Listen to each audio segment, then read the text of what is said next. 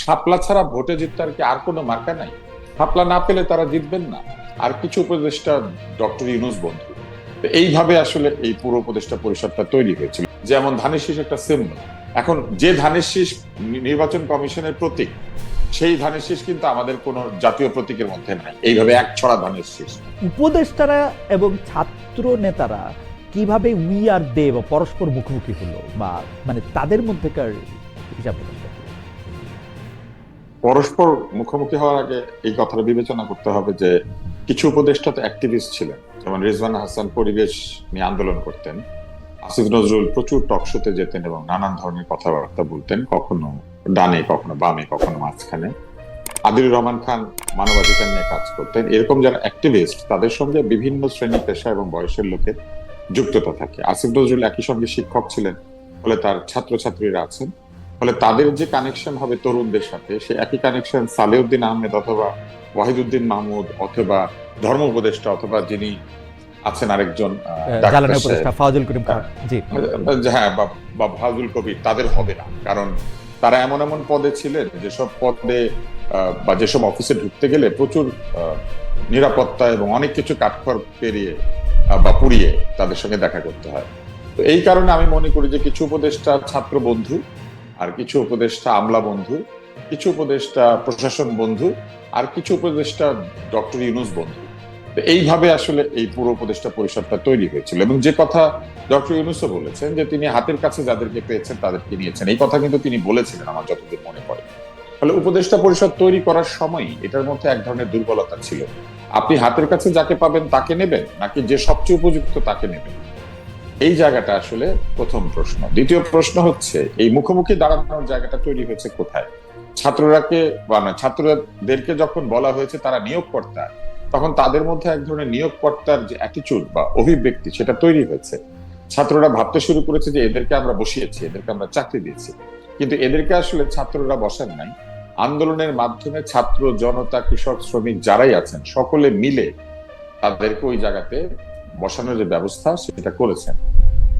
যখন তাদেরকেই কৃতিত্বটা দিয়ে দেওয়া হয়েছে, তখন তারা নানা ধরনের টার্মস ডিকটেট করতে শুরু করেছেন। অর্থাৎ তারা তাদের শর্ত দিতে শুরু করেছেন এবং আশা করতে শুরু করেছেন তারা যা বলবে সেটা এই উপদেষ্টা মন্ডলী শুনবে।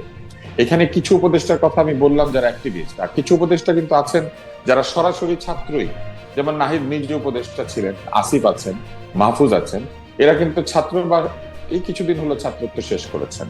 ফলে উপদেষ্টা মন্ডলীর প্রায় অর্ধেকের কাছাকাছি বা তার একটু কম এদের সঙ্গে তাদের সরাসরি যোগাযোগ আছে। আর আরেক দল আছেন যাদেরকে তারা আগেও স্যার বলতেন, এখনো হয়তো স্যারই বলেন। তো এইরকম যে কারণে মুখোমুখি গিয়েছেন তারা কেন? কারণ তারা নানা ধরনের আবদার করতে শুরু করেছেন। একে নিষিদ্ধ করে দেন, আমাদেরকে নিরাপত্তা দেন, অমুককে ছেড়ে দেন, তমুককে ধরেন, আমরা যেটা চাচ্ছি সেটা হতে হবে, অমুককে ওই মন্ত্রণালয়ে দেন, তমুককে সরিয়ে দেন, এবং একই সঙ্গে এইটা বানান, ওইটা বানান, সেইটা বানান, এবং আমাদেরকে শাপলা দেন, শাপলা দেন, শাপলা দেন। এখন আমি লক্ষ্য করলাম আপনার এই যে ওয়েবসাইট, সেখানে কিছু লোক লিখেই যাচ্ছেন এনসিপি, এনসিপি, এনসিপি, এনসিপি। ওরকম তারাও জব করছেন, শাপলা, শাপলা, শাপলা, শাপলা, শাপলা। এখন এই শাপলা শাপলা করবেন যে শাপলা ছাড়া ভোটে জিততে আর কি আর কোনো মার্কা নাই? শাপলা না পেলে তারা জিতবেন না। শাপলাই তাদের পরিচয়। শাপলা নিয়ে তারা যে এত হুজ্জত করছেন, এই সবকিছুর কারণ হচ্ছে তারা মনে করেন তারা যা চাইবেন সেটাই তারা পাবেন। এবং কম বয়সী হলে যেটা হয় যে আপনি যা চাইলেন সেটা যদি আপনি না পান, তখন কিন্তু আপনি এক ধরনের ট্যান্ট্রাম করতে শুরু করেন। মানে আপনি এক ধরনের আবদার, হইচই। এখানে একটু ছোট একটু যদি জিজ্ঞেস করি যে শাপলাটা দিয়ে দিলে অসুবিধা কি, নাকি এটা দিয়ে দেওয়া হবে শেষ পর্যন্ত? এবং শাপলাটা দিয়ে দিলে মানে আমি এখন পর্যন্ত কোনো অসুবিধা দেখতে পাচ্ছি না। ওরা, আমি আপনার বক্তব্যের সাথে একমত। ওনারা কেন এত শাপলা চাইতেছেন সেটাও বুঝতেছি না, দিতেওছে না কেন এটাও বুঝতেছি না। একটা অসুবিধা আছে, শাপলার মার্কাটা এরকম যে এটা আপনি যদি পয়সা উল্টান দেখবেন পয়সার উল্টা দিকে আছে। আপনি যদি পুলিশের মার্কা দেখেন, না অবশ্যই আছে।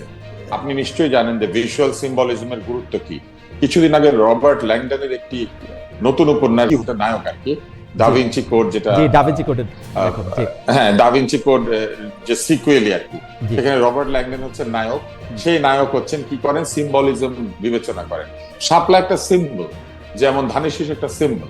এখন যে ধানের শীষ নির্বাচন কমিশনের প্রতীক, সেই ধানের শীষ কিন্তু আমাদের কোন জাতীয় প্রতীকের মধ্যে নাই। এইভাবে এক ছড়া ধানের শীষ।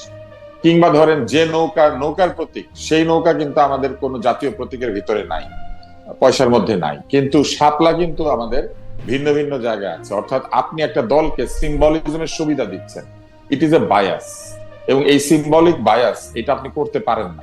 তাহলে যেটা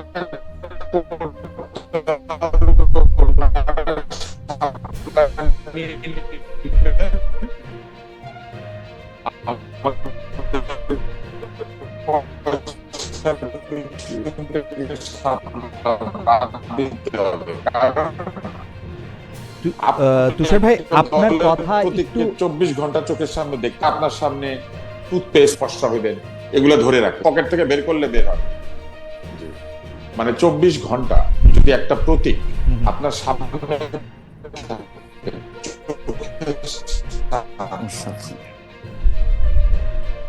তাহলে কিন্তু আপনি এক্সট্রা অ্যাডভান্টেজ পাচ্ছেন।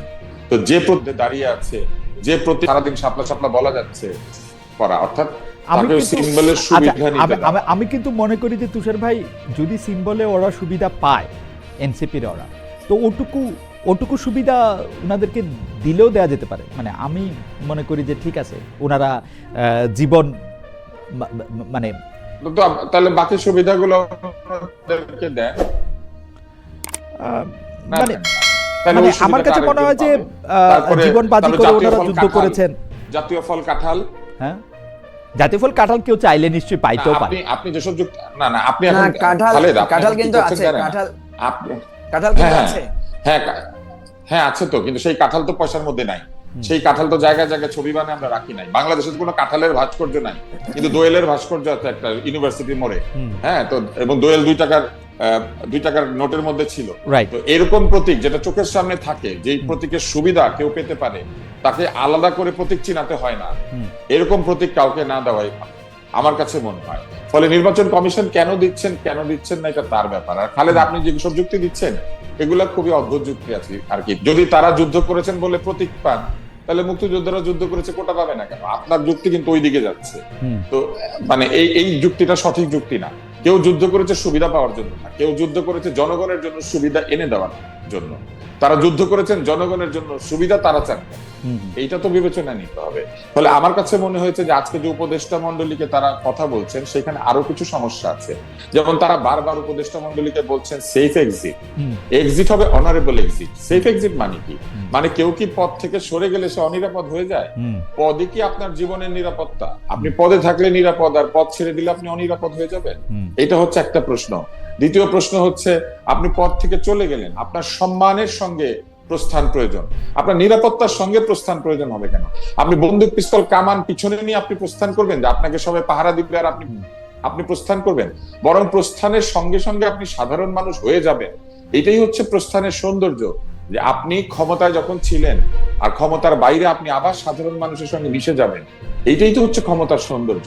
সেই সৌন্দর্য বাদ দিয়ে তারা সারাক্ষণ বলছেন, বুঝেন কিন্তু ক্ষমতা ছেড়ে দিলে কিন্তু মৃত্যু সামনে দাঁড়িয়ে আছে। ক্ষমতা ছেড়ে দিলে অথবা না দিলে মৃত্যু তো আমাদের সবার সামনেই দাঁড়িয়ে আছে। বিশেষভাবে উপদেষ্টাদেরকে সামনে ধ্বংস, সামনে মৃত্যু, সামনে নিরাপদ নাই, এগুলো তো এক ধরনের আমার কাছে মনে হয় ভয় দেখানো, হুমকি প্রদান। এই ভয় থেকে কি কেউ মুক্ত? উপদেষ্টা যারা নন, ধরেন আমার আপনার মতো লোকেরা, তারাও কি এই ভয় থেকে মুক্ত? আমরা কি আসলে এই নিরাপত্তাহীনতা থেকে মুক্ত হতে পেরেছি? এই সরকার কি আমাদেরকে একটা নিরাপদ পরিবেশ দিতে পেরেছে?